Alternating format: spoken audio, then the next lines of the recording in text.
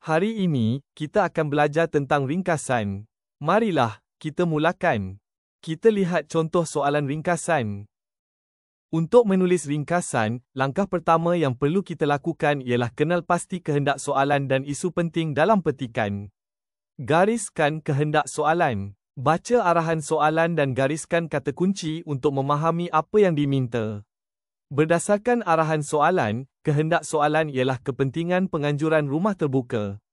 Langkah seterusnya, baca petikan dengan teliti dan gariskan isi-isi penting yang berkaitan dengan kehendak soalan. Labelkan isi penting. Berikan nombor di atas ayat-ayat yang mengandungi isi penting dalam petikan. Dalam perenggan pertama, terdapat 3 isi penting yang berjaya dikenal pasti, iaitu dapat merapatkan hubungan antara masyarakat pelbagai kaum.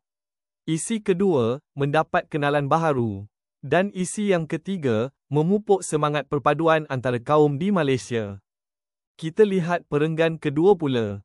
Dalam perenggan kedua, terdapat 1 isi penting yang berjaya dikenal pasti, iaitu merapatkan hubungan silaturahim dalam kekeluargaan. Untuk perenggan ketiga, isi-isi penting yang dapat dikenal pasti ialah menjadi tarikan pelancong. Pendapatan negara semakin meningkat apabila industri pelancongan di negara kita semakin berkembang dan meningkatkan imej negara pada mata dunia. Kita teruskan perenggan keempat. Dalam perenggan keempat, terdapat 2 isi penting yang berjaya dikenal pasti, iaitu membuka ruang kepada rakyat untuk memahami budaya kaum lain dan dapat menikmati pelbagai juadah tradisi yang istimewa. Selepas mengenal pasti isi-isi penting tersebut, kita teruskan langkah seterusnya, iaitu menulis ringkasan. Mulai ringkasan kita dengan kehendak soalan, iaitu kepentingan penganjuran rumah terbuka.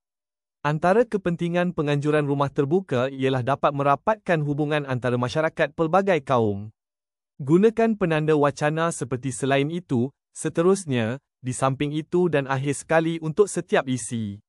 Sertakan sekurang-kurangnya 5 hingga 6 isi penting. Langkah terakhir, semak ejaan, tata bahasa dan tanda baca. Kira jumlah patah perkataan dan tulis di bahagian bawah ringkasan. Pastikan jumlah patah perkataan ditulis di bahagian bawah ringkasan. Kita lihat contoh ringkasan lengkap yang siap ditulis. Sebagai peringatan, tulis ringkasan dalam 1 perenggan sahaja.